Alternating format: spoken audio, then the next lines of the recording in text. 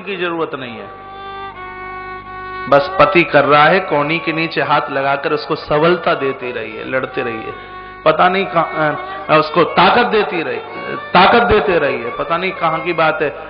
कोई परीक्षित जी पूजा कर रहे व्यासपीठ पर, अब हमारे आचार्य से पान चढ़ाइए, केला चढ़ाइए, मिठाई चढ़ाइए, वो मंच पर लड़ने को तैयार। कहा कल से हम नहीं आएंगे कथा में। कहा क्या हो गया? सब कुछ इनके हाथ से ही चढ़ाया जा रहा है। ये कमाते हैं 16,000, हम कमाते हैं महीने में 62,000। हम इनसे काय में कम है? हमसे भी चढ़वाइए साथ ही साथ में। फिर उस पूजा का कोई महत्व नहीं है। इसमें 16 और 62 वाली बात नहीं है। निवेदन पुराणों ने किया, माताओं को अलग से कुछ करने की बिल्कुल आवश्यकता है। कहा बस पति को धर्म में वो साथ देती रहे। देखा है माताएं जब पूजा पति करता है तो यहां कोहनी के नीचे हाथ लगाती हैं, यहां नीचे। उसका मायना क्या है? आप करते रहिए, मैं आपके हाथ को ऐसे नहीं खींचूंगी, इसको ताकत देती रहूंगी।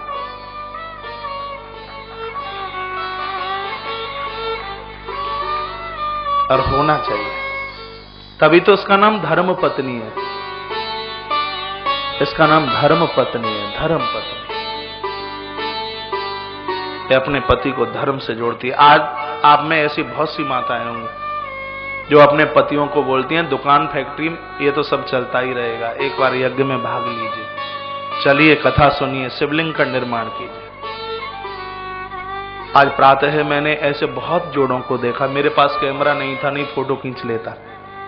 थाल सामने था, इधर पति और इधर पत्नी, दोनों आमने सामने बैठ करके बड़ी मस्ती के साथ में शिवलिंग निर्माण कर रहे हैं। भोलेनाथ कितनी प्रसन्न हो रहे होंगे इस छवि को देखते हुए। जब पति और पत्नी दोनों मिलकर के सत्कर्म करता है, देवी देवता अतिशय प्रसन्न होता है, अपने आप में बहुत खुश होता है। धर्म की गाड़ी के दोनों पहिए, धर्म की गाड़ी के दोनों बैले, नहीं तो बड़ा मुश्किल होता है। पति और पत्नी दोनों एक स्वभाव के साथ ईश्वर के चरणों में जुड़े रहे। मनु महाराज और माता शतरूपा की तरह बहुत कम देखने को मिलता है। जब दोनों अध्यात्म जीवन में जिंदगी का निर्वहन करते हैं, बंधु और माताओं, कलकाल में भी सतयुग का आभास होता है।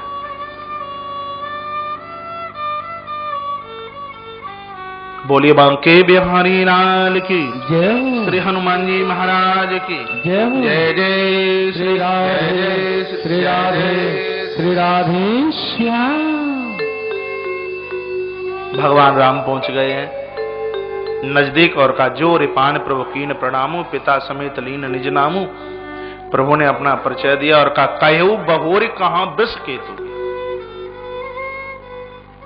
यहां वृष केतु शब्द लिखा है, शंकर शब्द नहीं, वृष केतु शब्द। वृष केतु, वृष माने बैल धर्म का प्रतीक है। केतु माने स्थापित करने वाला। धर्म की स्थापना भगवान शंकर ने की है, ये सारा कर रहे हैं भगवान राम। धर्म की स्थापना भगवान शंकर ने की है और उसी धर्म का खंडन हम करें तो ये तो अच्छा नहीं लगता। क्या सुंदर शब्दों के साथ में इसको अलंकृत किया गया है। प्रभु राम ये सारा करना चाहते हैं कि पत्नी पति के साथ अच्छी लगती है। इस बियावान जंगल में तुम अपने पति को छोड़ करके यहां अकेले।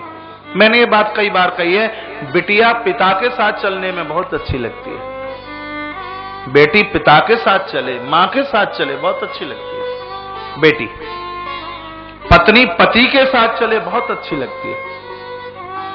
बाजार में भी जाए या मंदिर जाए, पति के साथ चलती है, बहुत अच्छी लगती है। और वृद्धा अवस्था में ये बूढ़ी माताएं किसके संग अच्छी लगती हैं? पति के संग नहीं। वृद्धा अवस्था में ये बूढ़ी बूढ़ी माताएं अपने पुत्रों के साथ बहुत अच्छी लगती हैं, बेटों के साथ बहुत अच्छी लगती है। ऐसे एक नहीं, अनेक अनेक प्रमाण। वृद्धा अवस्था में आप अपने पियर जाएं, पति के साथ जाओगी, उतनी बढ़िया नहीं लगोगी। वृद्धा अवस्था में यदि पियर भी आप जाते हैं, आपका बेटा आपके साथ में है, बहुत अच्छा लगता है, बहुत बढ़िया लगता है।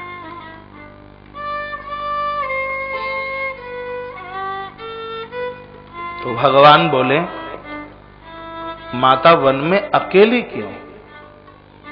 और शब्द सुने और मां चल पड़ी वहां से। लखनलाल ने कहा, सोई तो मैं कहूं, मेरी मैया जानकी मुझको देख करके मुस्कुराती और इसके चेहरे पर तो मुस्कुराते ही नहीं। अभी तो नकली वेश बना करके आई। अब सती को पता क्या था कि जानकी हंसती, पता होता तो ये भी थोड़ा मुस्कुरा लेती। सो वहां से भागी माता सती और सीधे शंकर जी की तरफ, इधर भगवान ने अपनी दिव्य लीला का प्रदर्शन किया है। अब जिधर देखे वहां सीताराम सरकार ही नजर आए। करोड़ों करोड़ों देवता जिनके चरणों में महाराज चरण स्पर्श कर रहे हैं। और सीधे भोलेनाथ के पास में पहुंचना हुआ और पूछा, सब कुशल से तो है ना? ये दोहा मानस का बड़ा प्यारा है। गई समीप महेश तव, हास्य पूछी कुशलात। भगवान शंकर ने मुस्कुरा करके पूछा, और ठीक ठाक से तो है, कुशल से तो है ना? अब आधे घंटे पहले गई है तो अकुशलता क्या हो गई होगी? यहाँ कुशलता पूछी जा रही है। भोलेनाथ ने कुशलता क्यों पूछी? और सही बात है, अब कोई माँ 3-4 महीने के लिए पियर जाए तो पति पूछ भी सकता है, भैया कैसे, भाभी कैसे, बहनें कैसी, अड़ोसिन पड़ोसिन सब लोग ठीक ठाक से तो है ना? क्या हमें भी किसी ने याद किया क्या? अब कोई 2-3 महीने के लिए बाहर जाए तो उसको कुशलता पूछी जा सकती है।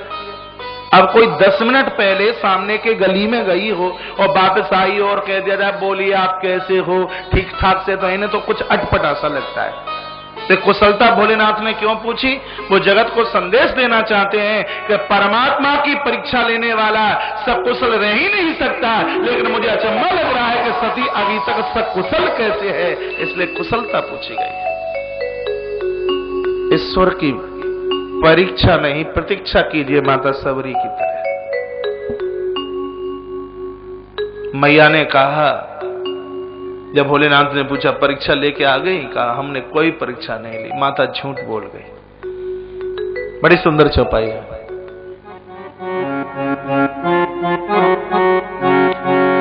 कछु न परीक्षा लीन गुसाई, कछु न परीक्षा लीन गुसाई, कीन प्रणाम तुम्हारे गिनाई। कछु न परीक्षा लीन गुसाई, कीन प्रणाम